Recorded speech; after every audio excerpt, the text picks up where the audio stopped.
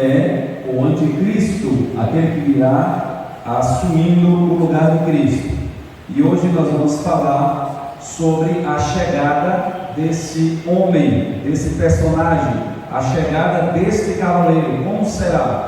Nós vimos no Apocalipse que ele vem de branco, com um cavalo branco e trazendo um arco na sua mão. Nós aprendemos que o arco que ele traz não tem flecha, porque a ação de Satanás e a ação do anticristo é ideológica. Ele vem com as ideias, com leis, e nós precisamos estar atentos a tudo isso. Tudo já está preparado para a chegada dele, tudo já está pronto para ele chegar, inclusive essa guerra que nós estamos vendo aí, ela é sim uma preparação para a chegada dele. Nós vamos ver isso aqui. Ele vai chegar quando Israel estiver em guerra. O anticristo, ele vai chegar quando Israel estiver em guerra. Então nós estamos num cenário já propício para a chegada dele, ou para a manifestação. Nós vamos aprender aqui que há duas coisas relacionadas ao anticristo, nós temos que ter muito cuidado. Uma é a sua aparição, a sua manifestação, e outra é a sua, quando ele vai assumir.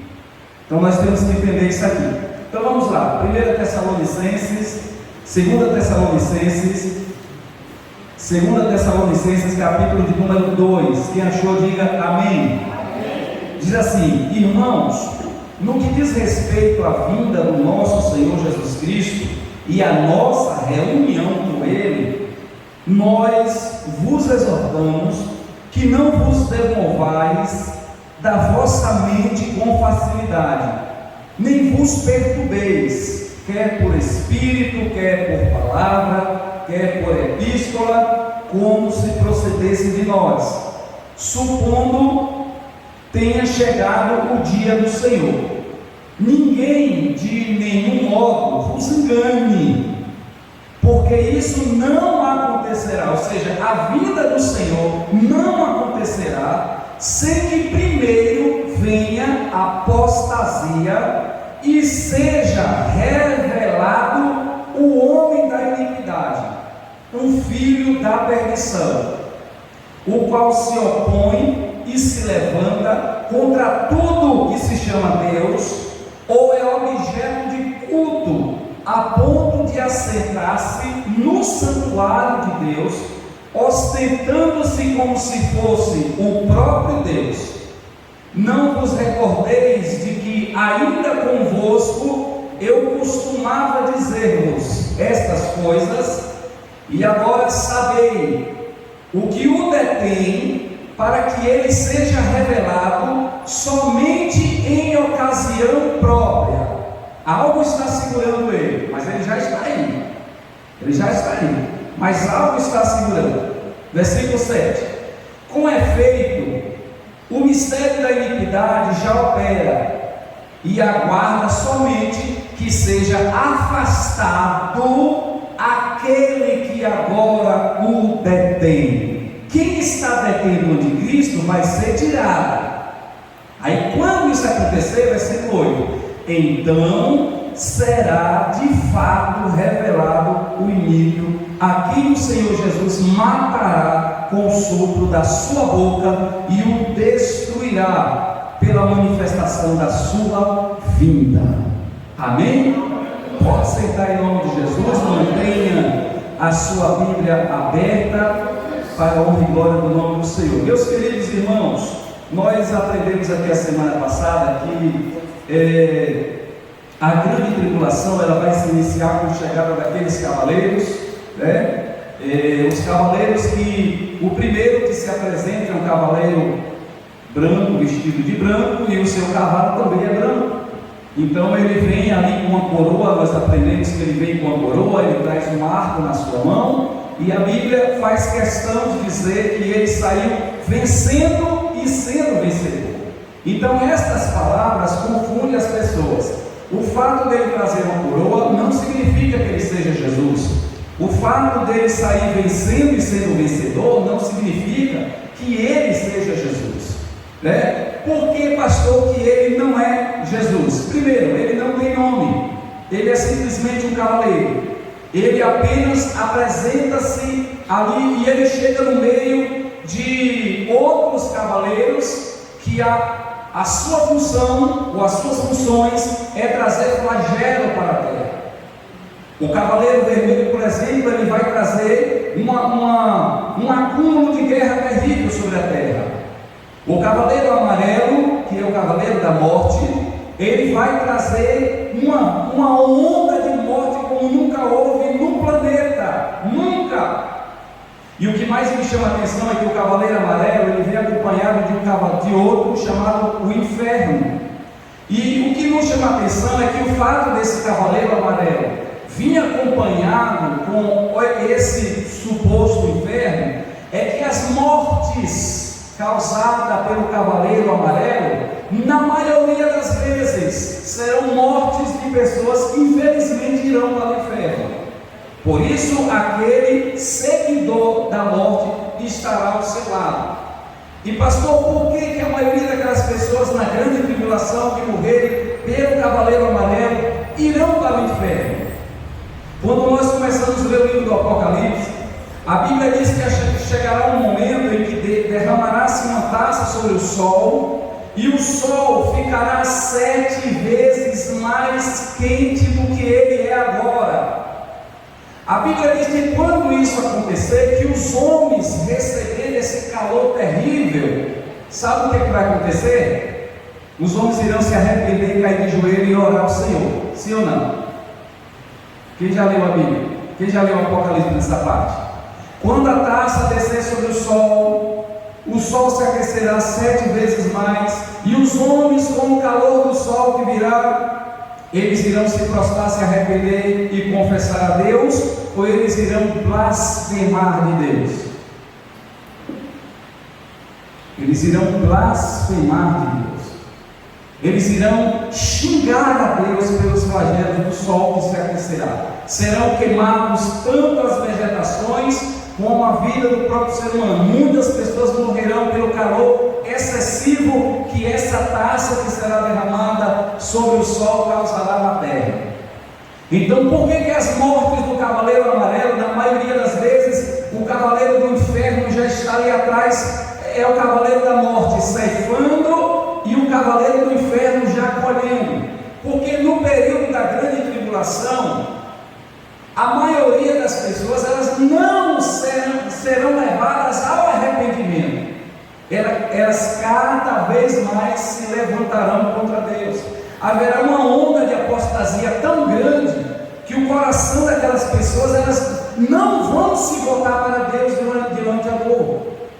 Acreditamos que aquelas pessoas que vão dar ouvido à palavra de Deus são aquelas que não foram levadas no arrebatamento.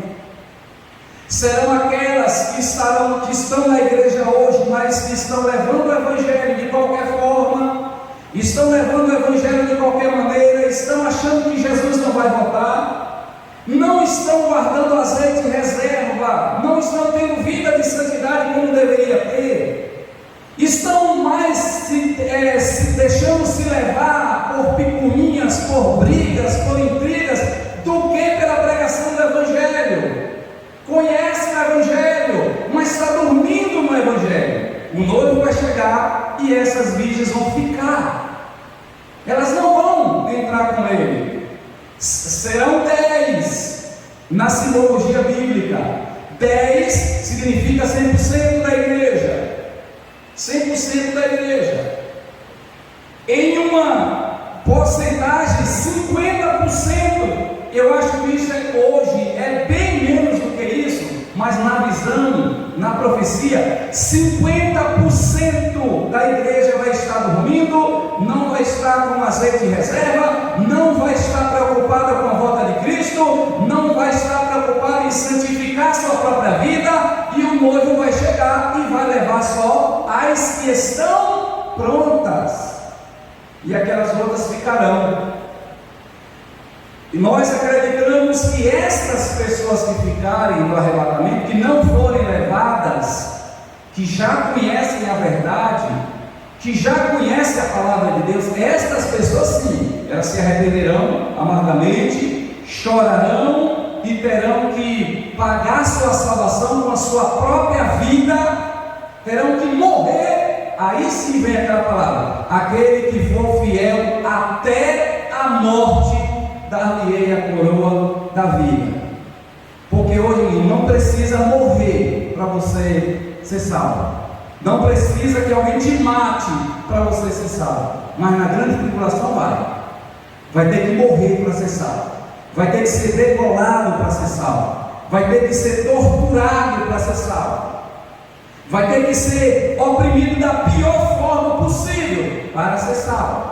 Na grande tribulação. Então as mortes, as pessoas que serão levadas ao arrependimento no período da grande tribulação, serão aquelas que conhecem o Evangelho, mas que por algum motivo não foram arrebatadas. Quem está ouvindo, diga amém. Amém. E quem vai subir no arrebatamento, diga amém. Amém. Olha, o amém saiu mais fervoroso, né?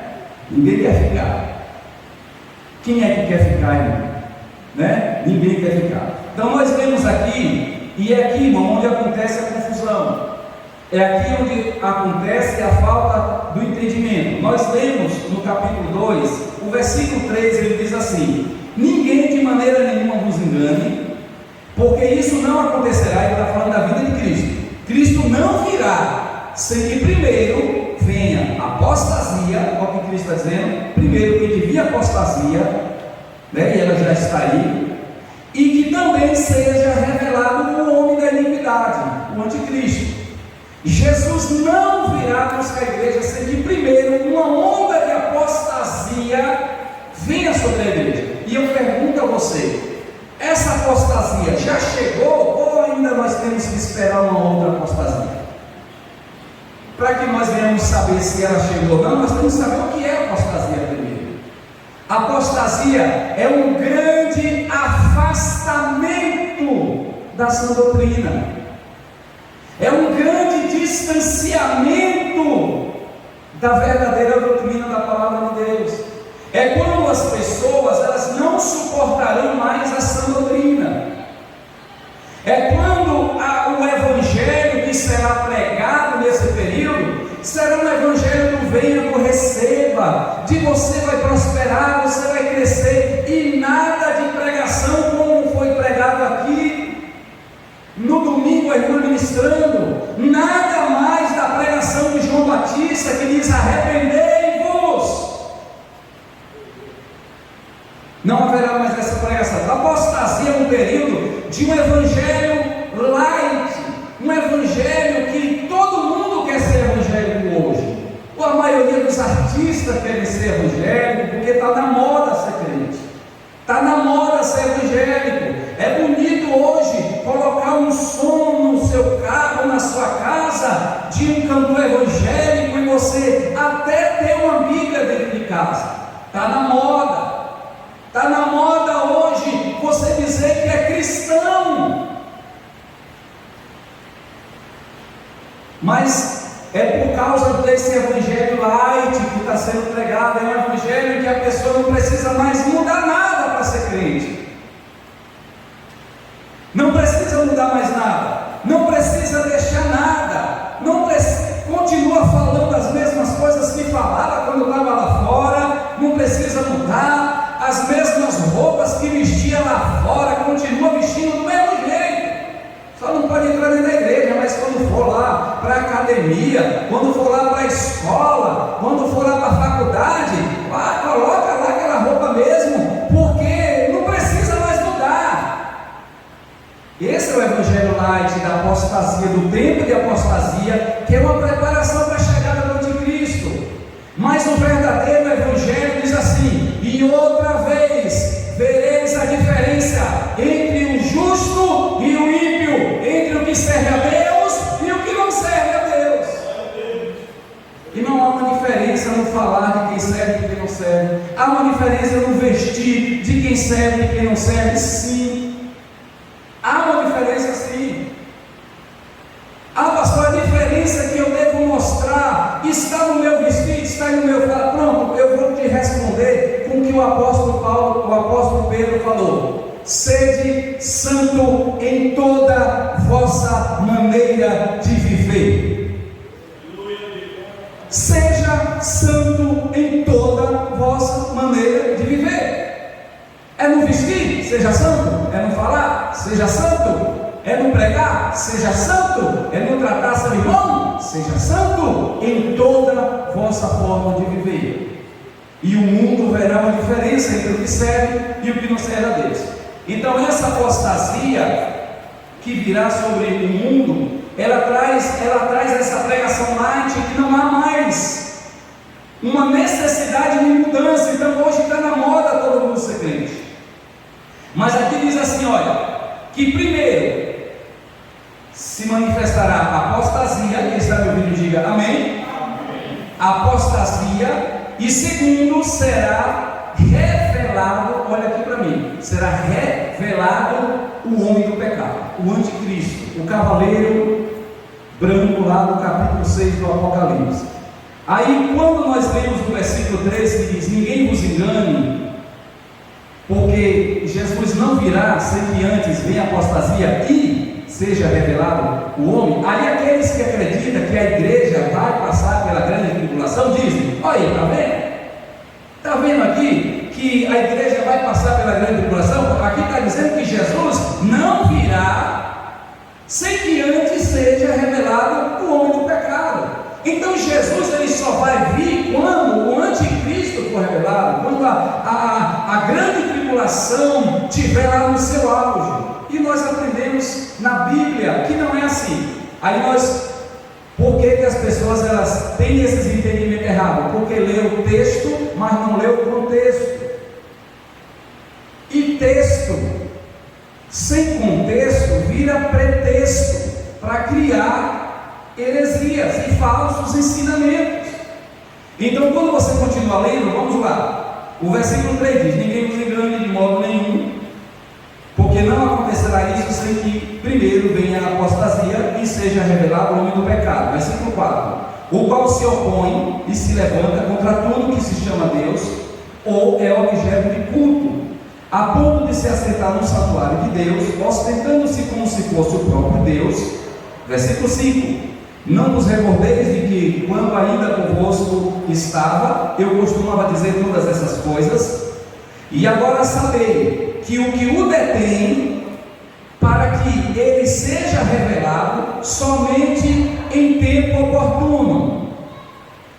Aí o versículo 7 diz, com efeito, o mistério da iniquidade já opera, e aguarda somente que seja afastado aquele que agora o detém. Versículo 8, aí então, de fato, será revelado o iníquo, a quem o Senhor matará com o sopro da sua boca. Primeiro, olha aqui para mim, o anticristo será revelado ao mundo. Uma coisa é ele ser revelado, outra coisa é ele assumir, porque a igreja vai ver o anticristo, a igreja vai contemplar os projetos dele, a igreja vai ver a face dele, nós vamos ver a face do anticristo. Se nós estivermos vivos no dia, nós vamos vê-lo, ele será revelado, todo mundo dirá, será esse? Não haverá dúvida da igreja, a igreja não terá dúvida sobre quem é o anticristo. Tem gente que diz que o anticristo é o Papa, era o Papa João Paulo II, o Papa João Paulo II morreu, não é? É o Bento XVI, o Bento XVI desistiu, morreu também, né? Morreu, tem pouco dia. Não, agora o anticristo é o Papa Francisco. O Papa Francisco está com o pé na cola também. Daqui a pouco morre e não vê ele. Certo? Por quê? Porque as pessoas ficam querendo procurar um personagem que se encaixe dentro das falidades, não, dos problemas que aquele homem vai trazer. Mas na verdade, quando ele for revelado, não haverá dúvida. A igreja que lê Bíblia, que estuda a palavra, a igreja que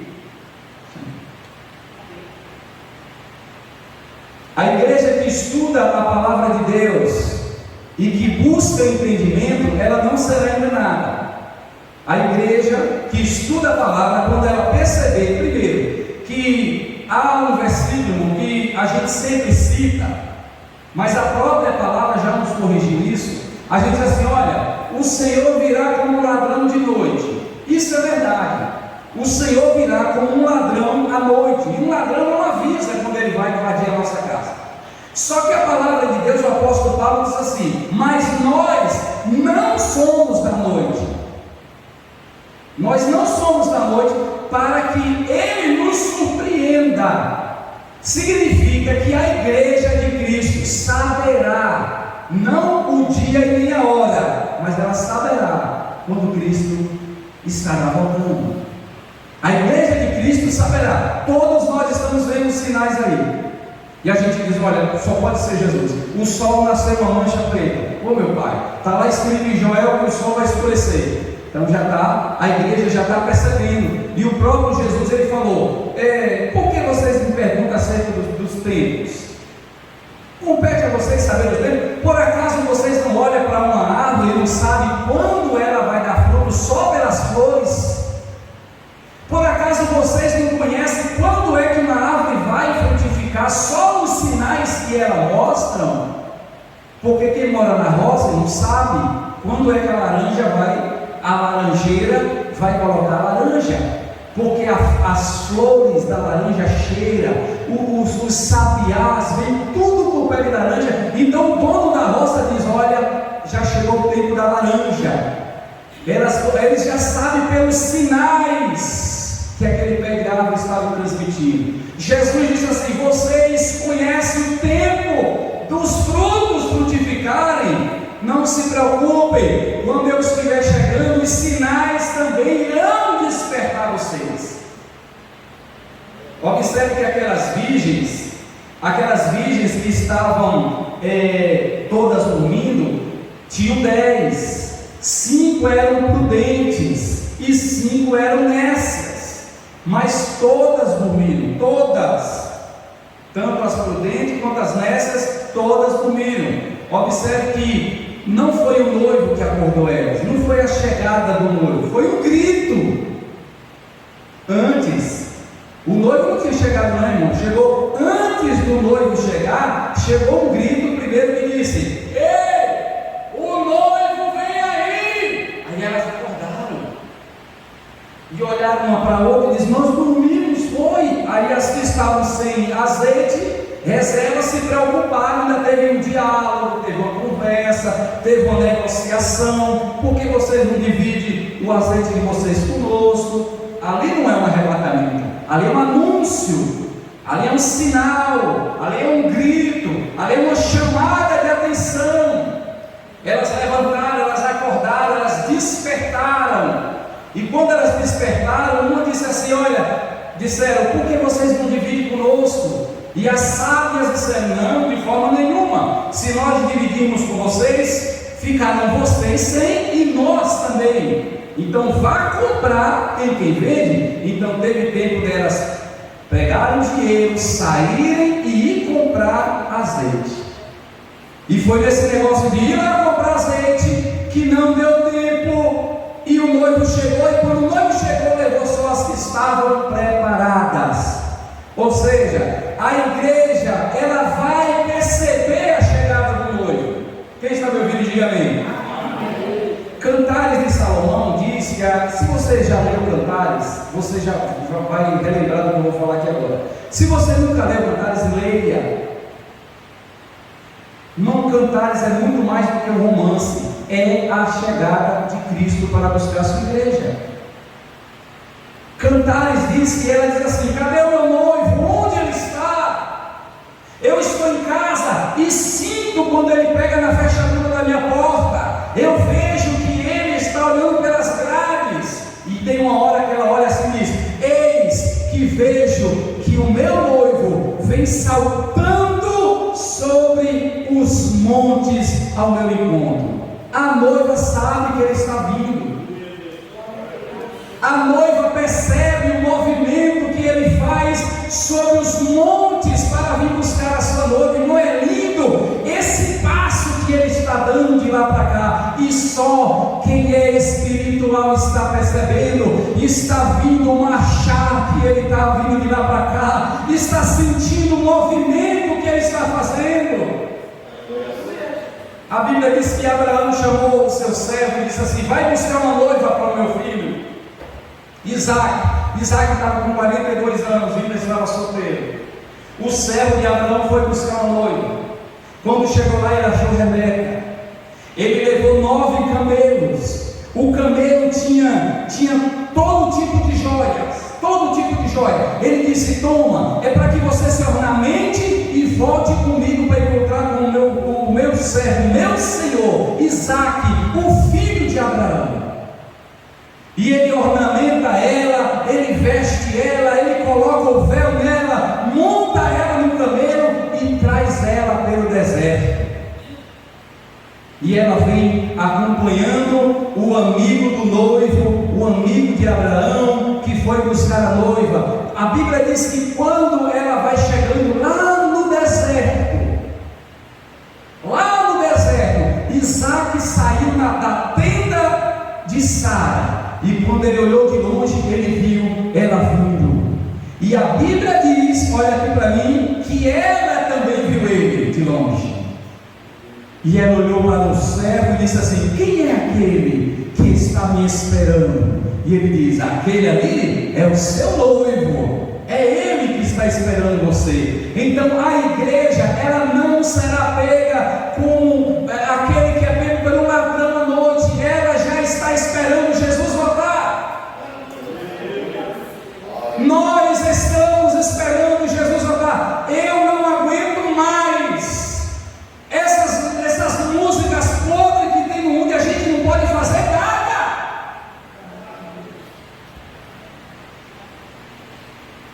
Dá vontade de vomitar e a gente não pode fazer nada.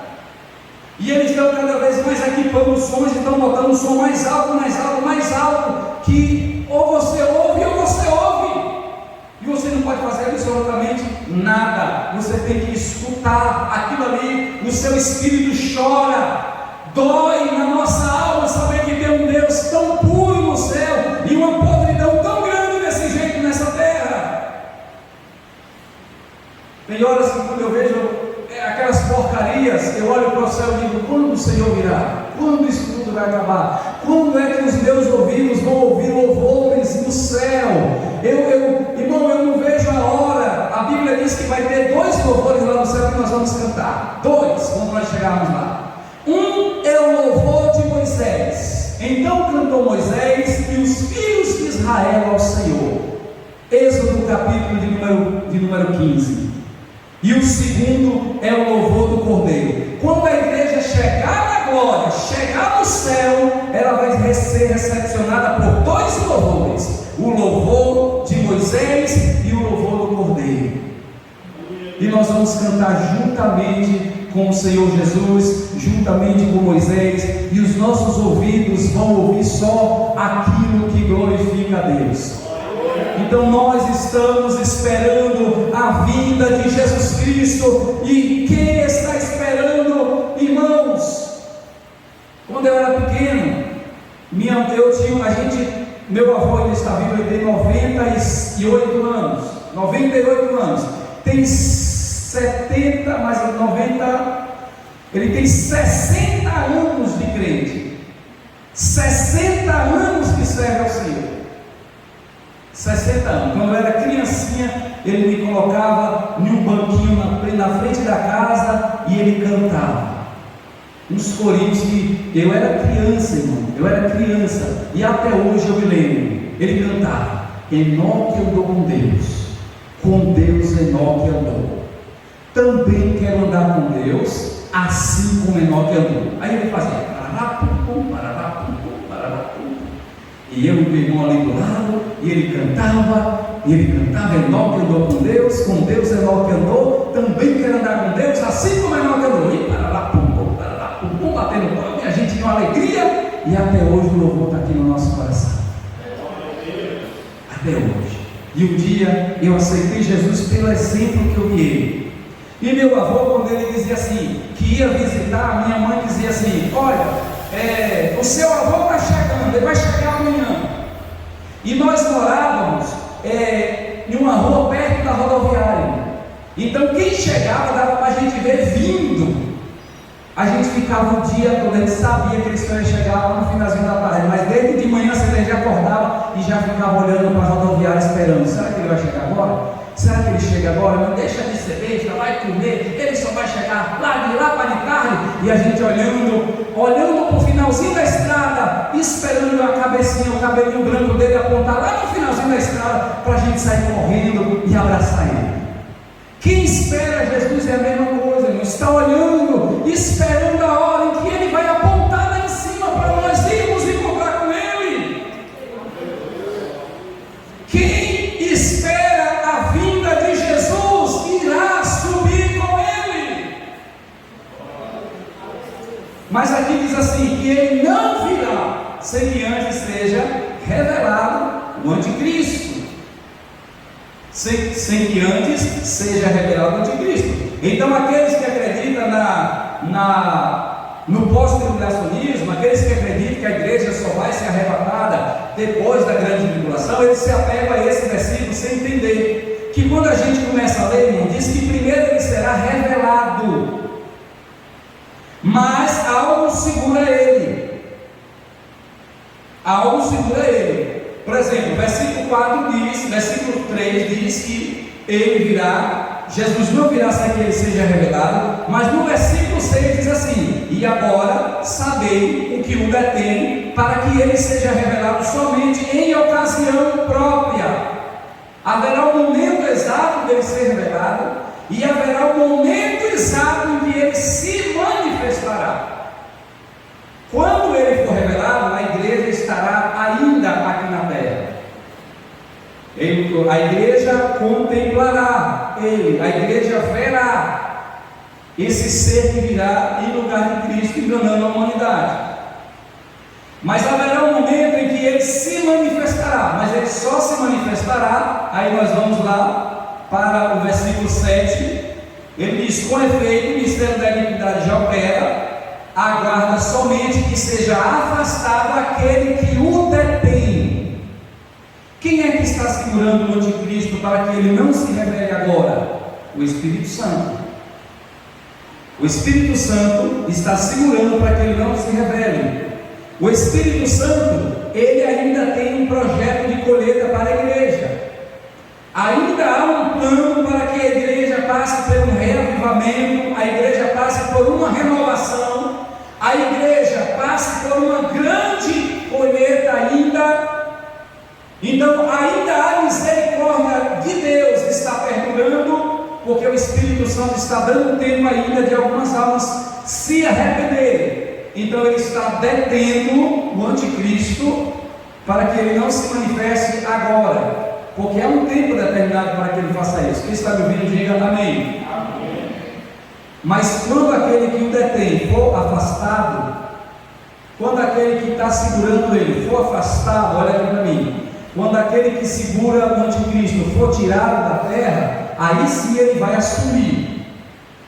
Então, se é o Espírito Santo que o detém, se é o Espírito Santo que o segura, e o Espírito Santo será afastado, a igreja não pode ficar aqui nesse período quando o Espírito Santo for afastado. Pastor, o Espírito Santo ele vai se ausentar totalmente da terra quando a grande tribulação iniciar? Não 100%, não 100%, mas voltará a ser como era no Antigo Testamento. E como era no Antigo Testamento? No Antigo Testamento, o Espírito Santo ele descia sobre medida, por medida. Ele descia sobre pessoas específicas, em épocas específicas e em ocasiões e em situações específicas. Geralmente o Espírito Santo se manifestava em sacerdotes, profetas e reis.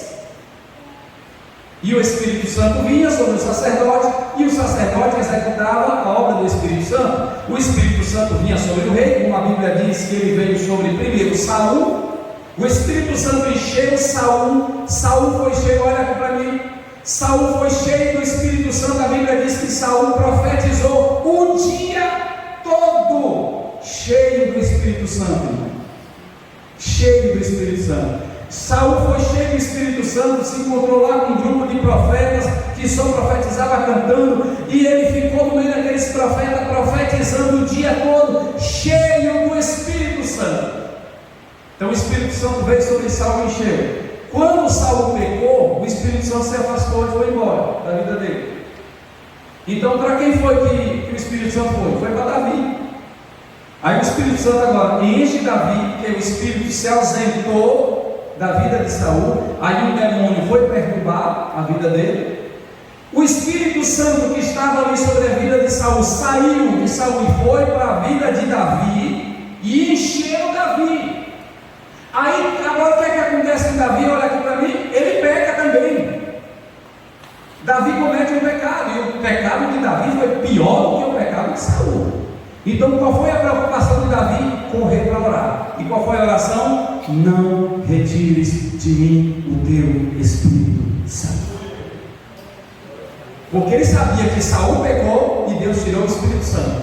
Ele sabia que ele pecou e o Espírito Santo também poderia ser retirado. Então ele disse: não retires de mim o teu Espírito Santo. Então no Antigo Testamento, o Espírito Santo ele vinha sob medida. Ele vinha, enchia o rei, usava o rei e depois ele voltava.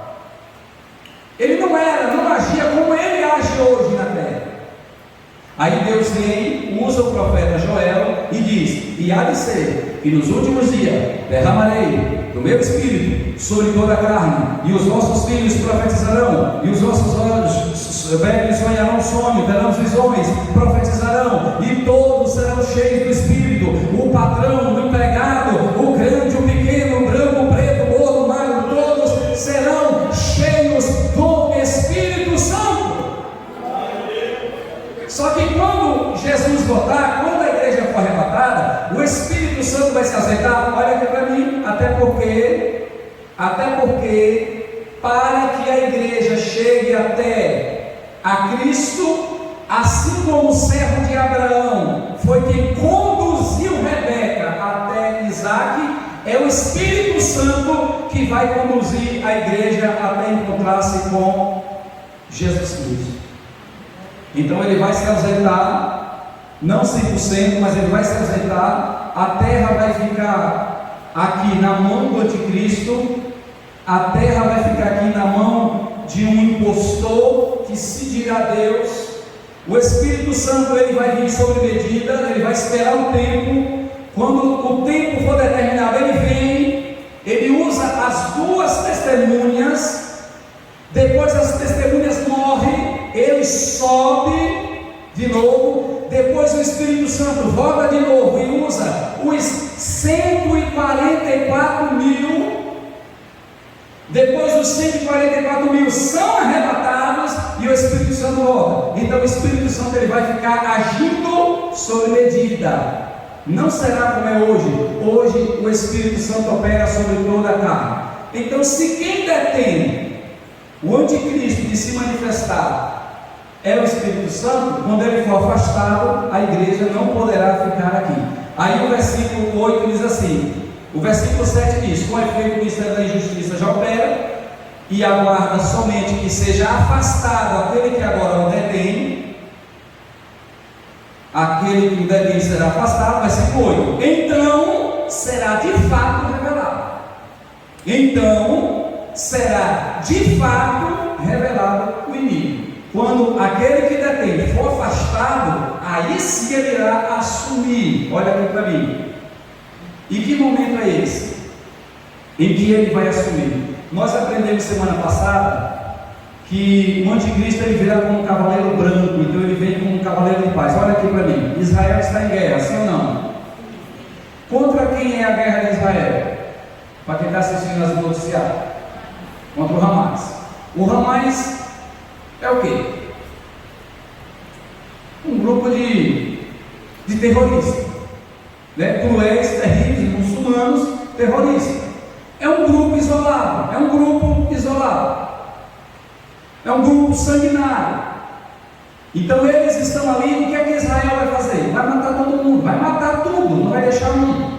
Escute aqui, Israel passou 10 anos, houve um ataque, não me lembro quando foi, contra Israel, um ataque. Israel, ele prometeu que ia matar todo mundo que fez aquilo ali. Durou 10 anos, mas Israel matou todo mundo. Não ficou? 10 anos. Até o dia que ele achou o último, Israel matou. E o Netanyahu falou que ele vai deixar um. Então não vai deixar um. Vai matar tudo. O Hamas vai desaparecer da terra. O problema não é isso. Porque tirar o Hamas da terra é fácil. Se Israel já quisesse ter feito isso, já teria feito. Era só apertar o botão daquele aviãozão que os Estados Unidos mandou. É só apertar o botão daquele avião, irmão. Varria tudo, era. Só que ia matar muita criança, ia matar muita gente. Porque Israel, ele jogou folheto dizendo: saiam. Israel deu 48 horas, foi 72 horas. Chegou o tempo, ele ficou sabendo que o Hamas ficou proibindo as pessoas de saírem. Ele deu mais 6 horas, porque Israel não quer matar inocente, Israel não quer matar quem não mereça morrer. Mas infelizmente, se o Hamas segurar, vai morrer quem merece e vai morrer quem não merece. O problema, sabe o que é? O problema é que a guerra agora é contra o Hamas, mas o Irã já se mexeu do lado de lá.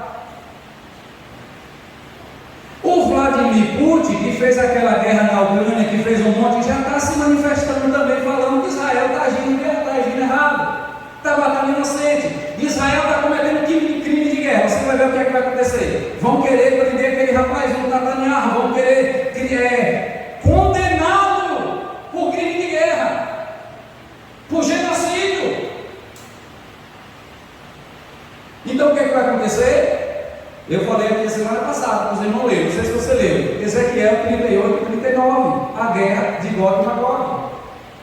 O que está acontecendo aí, pastor? É a guerra de Gog e Magog? Não, não é, mas já está começando, porque o Irã já se mexeu de lá. A Rússia, sabe quem é, se você leu Ezequiel 38? É o Tubal, que está lá, é ele, é a Rússia. Acho que foi até o irmão que leu e foi pesquisar, que quando ele viu a localização, ele diz: fuja para o norte, não é isso? Fuja para o norte. Quando ele vai ver a localização, ele vê que para o lado dali da Rússia está justamente os países que estão se manifestando. Aí o que é que acontece? A guerra de Gog e Magog é a Rússia, todos os países da Palestina ali, todo o Iraque, tudo contra Israel. Tudo contra Israel. E o que é que vai acontecer? Esses países vão sufocar Israel. Quando estiver quase sufocando, quem é que vai aparecer para salvar Israel? O cavaleiro do cavalo branco do capítulo 6. Quem é ele? Do capítulo 6? É Cristo? É o anticristo. Ele virá montado naquele cavalo branco com arco na mão, e ele trará um acordo de paz entre Israel e os países muçulmanos e palestinos. Ele trará um acordo de paz. Israel já está acabando, porque a história da faixa de Gaza, aquela faixa de Gaza acabou, irmão, acabou, só tem um muro lá agora. Acabou a faixa de Gaza. Então virá ele montado naquele cavalo branco, com a coroa na cabeça, com arco na mão, vencendo e sendo vencedor. Quando Israel se sentir acuado pela Rússia, pelo Irã, e pelo Iraque, pelo Egito, pela Cisjordânia, quando Israel estiver acuado, quem vai aparecer montado no cavalo branco? Todo troncho, com arco na mão, sem flecha, sem nada. O anticristo dizendo: eu sou o salvador de vocês, eu sou o Mashiach, o Messias. A Israel vai dizer: o Messias chegou o Messias. Aí ele virá e será aceito por Israel, porque ele o anticristo só vai se manifestar quando Israel estiver em guerra. Quando ele estiver em guerra, ele já está aí, é uma oportunidade para ele já começar a se revelar. E o acordo de paz virá. Daniel capítulo 9, versículo 27 diz: ele fará um acordo de paz com muitos durante uma semana, que são 7 anos da grande tribulação, mas na metade dessa semana ele quebrará esse concerto e proibirá o sacrifício. É nesse momento em que ele dirá: eu sou Deus, e Israel não vai aceitá-lo mais, e aí vai começar a segunda etapa da grande tribulação, onde os homens pedirão para morrer e a morte vai fugir deles. E aí Israel vai chorar. Vai. Porque agora Israel tem o maior poder bélico que existe hoje nesse planeta maligno. Você já ouviu falar do Domo de Ferro? Você vê, você fica assustado com aquilo ali. Até os Estados Unidos está criando um Domo de Ferro, invejando os judeus. O Domo de Ferro não é uma proteção que não deixa cair nada, não cai nada dentro de Israel. Israel manda 1000 foguetes na Palestina, cai os 1000 lá. A Palestina manda 1000 foguetes para Israel e não cai nenhum. Não cai nenhum, todos são destruídos por causa daquele domo de ferro que está protegendo Israel. Ele está protegido por aquele domo de ferro, que não é ferro, é chamado domo de ferro, porque quando o míssil vem, as metralhadoras destroem antes que ele chegue perto do solo judeu, israelita. Então, quem vai salvar Israel do meio da guerra de Gog e Magog é o anticristo. Então, ele surgirá nesse momento. Agora, olha para mim aqui. A igreja já foi arrebatada aí, hein? A igreja já foi arrebatada nesse momento. Então, a igreja vai ser arrebatada em um período em que Israel estará nesse clima que está aí agora, entre um período em que Israel estará em um clima de guerra, quase sendo destruído, e vem alguém para o salvar. É nesse período aí em que a igreja será levada, porque Cristo, ele não virá no arrebatamento para Israel, ele não virá para Israel, ele virá para a igreja, para a noiva, para o seu povo, para os seus filhos. Porque quando Cristo tirar a igreja da terra, o anticristo criar o acordo de paz, iniciará o que a Bíblia chama de grande tribulação. Então, a partir desse momento aí, a terra estará completamente na mão de Satanás. Completamente. Olha aqui para mim. A Bíblia diz que depois que Deus tirar a igreja da terra, João viu um anjo descendo do céu com a chave na mão, e esse anjo vai até um abismo, e ele abre aquele abismo, e quando ele abre, sai uma nuvem parecendo de gafanhoto. Sabe o que são isso? Demônios que estão presos hoje, presos, estão aprisionados, guardados para essa época serem soltos. Eles são tão terríveis, que Deus não deixou eles soltos, junto com os outros que estão com Satanás. Porque se você já percebeu, a Bíblia diz que quando houve guerra no céu entre Satanás e seus anjos, e Miguel e seus anjos, Satanás ele tem um exército de demônios que ficou com ele na rebelião dos anjos lá no céu. Mas existe um grupo de anjos que se rebelaram, que Deus aprisionou e não deixou Satanás ficar com eles. Quem está me ouvindo? Amém? Deus aprisionou e disse: não, é esses aqui não. Até porque pela quantidade, né? Então alguns Deus aprisionou nesse abismo, nesse buraco, e está guardando eles lá até o dia em que ele tirar a igreja da terra. Quando ele tirar a igreja da terra, esse anjo vai descer com a chave, vai abrir aquela porta e vai sair aquela nuvem de demônio e vai invadir todo o planeta Terra. Então a igreja não estará aqui. Não estará aqui. E aí o que vai acontecer aqui, a Bíblia diz: os homens ansiarão pela morte, mas a morte não virá.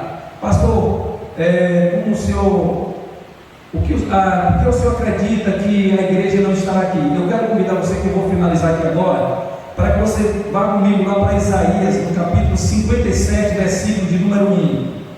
Isaías, capítulo 57, versículo de número 1. A igreja, ela não precisa se preparar para a grande tribulação. A igreja precisa se preparar para a vinda de Jesus Cristo, para o arrebatamento. Não se prepare para a grande tribulação. Não se prepare. Por quê, pastor? Porque Jesus, ele não vai deixar a igreja ficar aqui para a grande tribulação. Não tem lógica, não faz sentido. A igreja não é o alvo da ira de Deus, porque o Apocalipse Apocalipse, é o derramar da ira de Deus sobre a terra. Então Deus vai derramar a ira dele, mas ele vai tirar a sua noiva, porque a noiva do Cordeiro não é alvo da ira de Deus. Quem sabe ouvir, diga amém. Amém. Quem crê nisso, diga amém. Amém. Você não... Amém, Jesus. Você não é alvo, eu não sou alvo da ira de Deus. Você não é alvo da ira de Deus. Quem é alvo da ira de Deus são aqueles que negaram a Jesus Cristo, aqueles que negam a Jesus. Aquelas 5 virgens que estavam ali dormindo e não tinham azeite, elas sim vão ficar aqui para ser alvo da ira de Deus. Mas Deus ainda terá misericórdia dessas virgens. Elas ainda serão salvas, como pelo fogo, mas serão, pelo seu próprio sangue, mas serão atormentadas, atribuladas, mas serão. Mas a igreja não é alvo da ira de Deus. Quem achou Isaías capítulo 57, versículo 1, diga amém. Amém. Quem pode ler para mim, por favor, em alto e bom som? Quem achou? 57, versículo 1.